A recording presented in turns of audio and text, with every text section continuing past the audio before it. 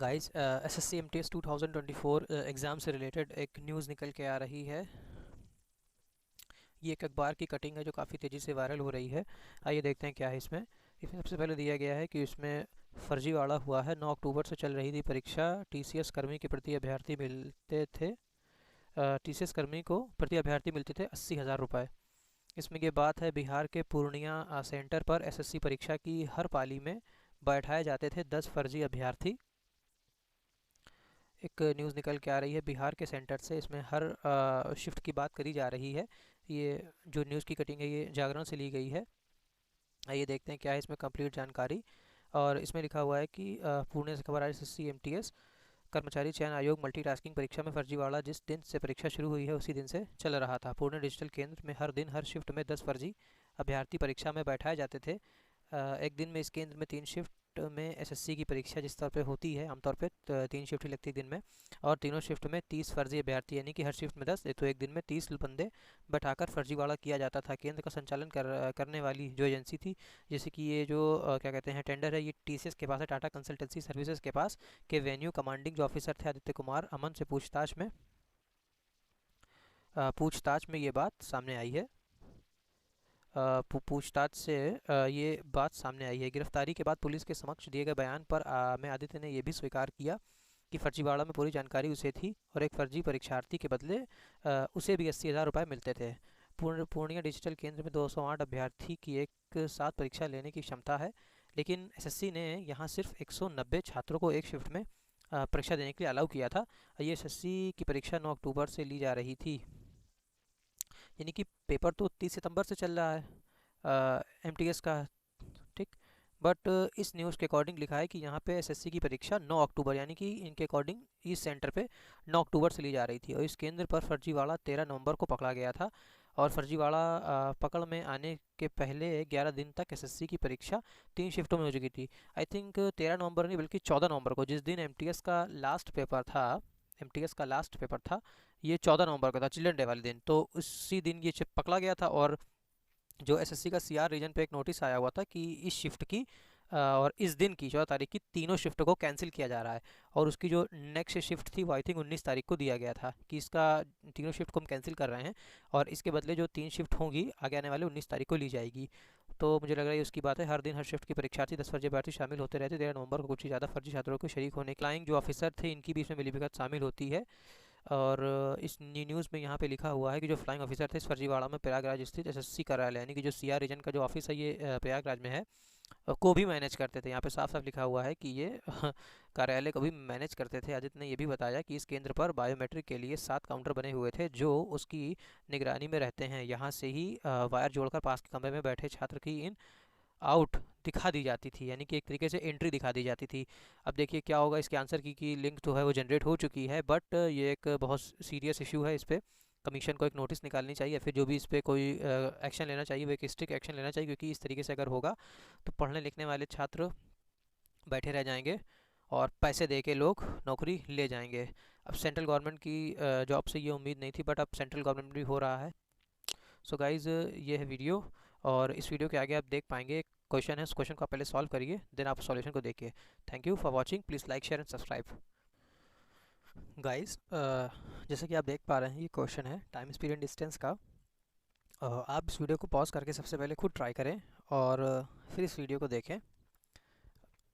Question है, अ train is travelling with a speed of 54 kilometre per hour. सबसे पहले हमें यहाँ से स्पीड मिल जाती है 54 किलोमीटर पर आवर की। ओके, नाउ ये इस स्पीड से ट्रैवल करते हुए अपनी डेस्टिनेशन पे 6 घंटे में पहुँच जाएगी ना। तो यहाँ पे टाइम सिंपली दिया हुआ है 6 आवर का, और जो हम इसका डिस्टेंस निकाल सकते हैं वो स्पीड इनटू टाइम करके हम ये कह सकते हैं कि जो इसका टोटल डिस्टेंस होगा वो ये हो सकता है यहाँ से 324 किलोमीटर। ओके, तो यहाँ तक आपको चीज़ें क्लियर है। अब बात करते हैं यहाँ से, but after reaching 20% of the distance के 20%, यानी कि ये डिस्टेंस की 20%। अगर हम मान लें ये पूरा डिस्टेंस है ये 324 का, और ये 20%, अब इसका 20% कितना हो जाता है, तो 10% होगा 32.4 एंड 64.8, यानी कि 64.8, यानी कि ये डिस्टेंस कंप्लीट करने के बाद ये डिस्टेंस कंप्लीट करने के बाद इंजन फेल्स हो जाता है, जिसकी वजह से ट्रेन 33 मिनट्स लेट हो जाती है। तो आगे क्वेश्चन पूछा गया है कि बाय हाउ मच परसेंटेज, कितने प्रतिशत से ड्राइवर को अपनी स्पीड को बढ़ाना चाहिए कि वो अपने डेस्टिनेशन पे पहुंच जाए। स्पीड कितनी है? स्पीड है 54 किलोमीटर पर आवर। तो अगर हम देखते हैं कि 64.8 डिस्टेंस इसने कवर कर लिया हुआ है टाइम में, रिस्पेक्टिव टाइम में, तो अब इसके पास टाइम कितना बचा है। तो अगर हम देखते हैं रिमेनिंग टाइम, यानी कि बचा हुआ जो इसका टाइमिंग है वो कितनी है, तो इसका टाइम का 80% इसके पास बचा होगा। अगर 20% डिस्टेंस कवर हुई है तो 20% टाइम भी लगा होगा। तो अगर हम 6 आवर का 80% अगर निकालते हैं तो कितना आ जाता है? तो यहाँ पे ये आ जाता है आपका,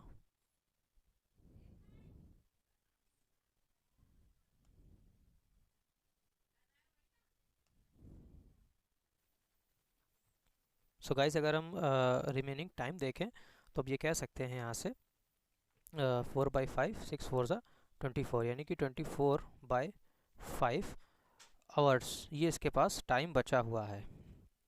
तो अगर हम इसको मिनट में निकाल लें 24/5 को 60 से मल्टीप्लाई करके, तो हम ये कह सकते हैं यहाँ से कि इसके पास कितने मिनट हैं। तो 24 का मल्टीप्लाई करेंगे 12 से, तो 24 का अगर 10 से मल्टीप्लाई करेंगे तो 240 होगा, और 24 दूना 48, यानी कि 240 और 48 लगभग 288 मिनट। इसके पास जो टाइम बचा हुआ है वो है 288 मिनट्स। क्लियर है? अब इसके पास इतना टाइम रिमेनिंग बचा हुआ है। नाउ अगर हम और देखें तो हम ये कह सकते हैं कि जो रिमेनिंग टाइम है वो 288 मिनट्स है। और इनकी स्पीड कितनी थी? इनकी स्पीड थी 54 किलोमीटर पर आवर की। बट इंजन में फेल होने की वजह से ये लेट हो रहे हैं कितने मिनट से? ये 33 मिनट से लेट हो रहे हैं। ठीक है ना? तो हम ये कह सकते हैं कि ये इनको डिस्टेंस कवर करनी है। ठीक है, ये डिस्टेंस कवर करनी है, इसमें इनके पास है 288 मिनट्स, बट ये 288 मिनट्स से ज़्यादा ले रहे हैं, 30 मिनट्स और ले रहे हैं यहाँ पे। ठीक है, तो स्पीड तो इनकी इतनी ही रहेगी 54 किलोमीटर पर आवर्स। तो अगर स्पीड इतनी रहेगी तो टाइम जो टाइम है मिनट पे मिनट इनको इतने लगने चाहिए, बट ये 30 मिनट्स ज़्यादा क्यों लग रहे हैं?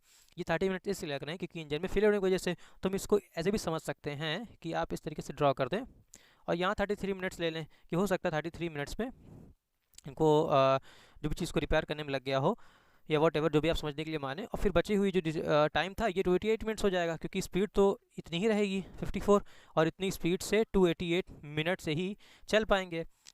बट अगर क्या कहते हैं कि अगर ऑन टाइम में पहुंचना होगा तो इस 33 मिनट्स को इसमें से हमें लेस करना पड़ेगा।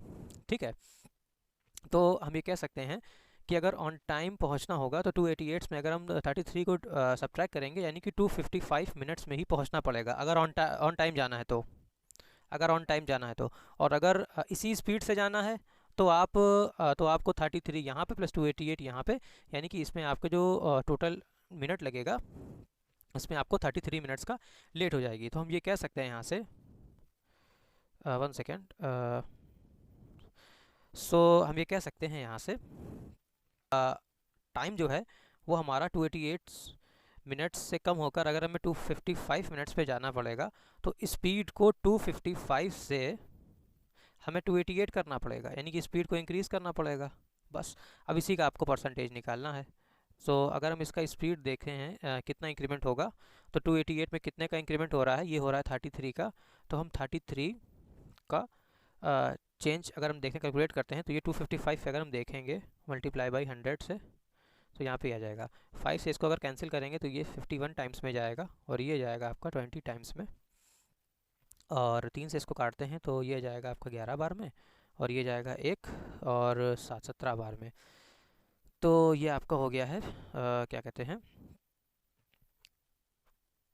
220/17। ठीक है, तो जब हम इसको सिंप्लीफाई करेंगे तो 17 के टेबल में 1 टाइम्स में 17 आ जाएगा, और बचेगा आपका 5, यानी कि 50। तो अगर 51 होता तो 3 बार में चला जाता, बट ये 50 है, तो इसका मतलब 12 पॉइंट समथिंग आएगा। तो अगर हम ऑप्शन में देखते हैं तो ऑप्शन में 12 पॉइंट समथिंग के करीब 13 से कम, और 12 पॉइंट समथिंग एक ही आंसर है जो है 12.94। तो ये इसका करेक्ट आंसर हो जाएगा। क्वेश्चन को फिर से एक बार समझ लेते हैं। अ train is travelling with the speed of 54 kilometre per hour. 54 kilometre प्रति घंटे की स्पीड से चल रही है।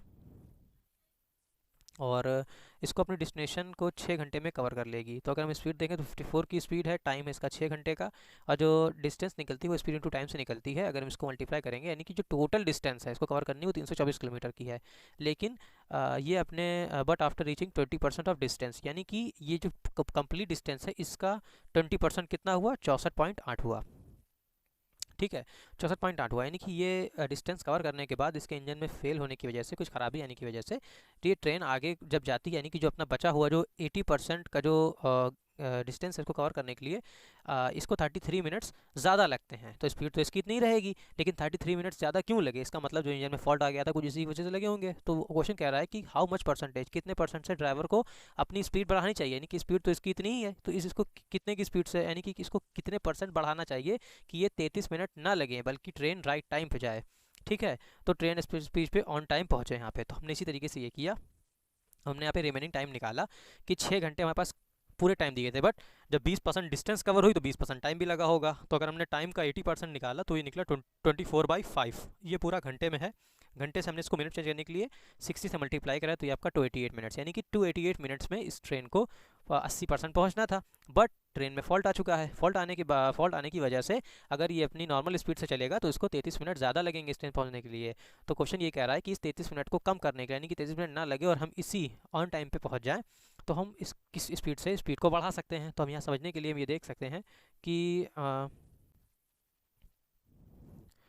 जस्ट 1 सेकेंड, हाँ हम ये कह सकते हैं यहाँ से कि हम इसको ऐसे भी लिख सकते हैं भाई 288 और ये 33, चाहे इसको आगे लिख सकते हैं। तो हम समझने के लिए, क्योंकि अगर इस स्पीड से चलेंगे 54 की स्पीड से तो लगेंगे तो इतने मिनट 288 मिनट्स, और यहाँ पे ये 33 मिनट्स लेट होंगे। सो हम ये कह सकते हैं कि हम इसको 288 में से 33 को माइनस करेंगे तो ये 255 मिनट्स, यानी कि यहाँ पे 33 मिनट्स को रिपेयर करने के बाद अगर हम ऑन टाइम पे जाना है यहाँ पे तो हमें 255 मिनट्स में पहुँचना पड़ेगा। और ये है आगे बचा हुआ 33 मिनट्स। तो हमें इस टाइम में डिस्टेंस कवर करनी है। अगर हम अपनी नॉर्मल स्पीड से चलेंगे तो डिस्टेंस इस टाइम में कवर होगी, ये टाइम में यहाँ तक के। तो हमें पता चला कि अब जो डिस्टेंस हमें 288 में कवर करनी थी वो हमें 255 मिनट्स में कवर करनी है। तो हमने यहाँ पे स्पीड और टाइम का जो इन्वर्स रिलेशन होता है हमने उसको यूज़ किया है कि डिस्टेंस जो हमें 288 मिनट में कवर करनी थी, ये मिनट है, उसको हम 255 मिनट में कवर करना चाह रहे हैं। तो इसका उल्टा स्पीड हो जाएगी, यानी कि जो स्पीड 255 होगी हम उसको स्पीड को हमें 288 से बढ़ाना होगा। यानी कि इसमें कितना बढ़ा है, 33 बढ़ा है। 33 किस पे बढ़ाया हमने, 255 पे बढ़ाया। तो ऑलरेडी देख सकते हैं यहाँ पे 33/255 को अगर हम जब देखते हैं परसेंटेज में तो ये आपको 12.96% के रिस्पेक्ट में आती है। और कोई डाउट है तो आप कमेंट कर सकते हैं। Thank you for watching, please like share and subscribe the video.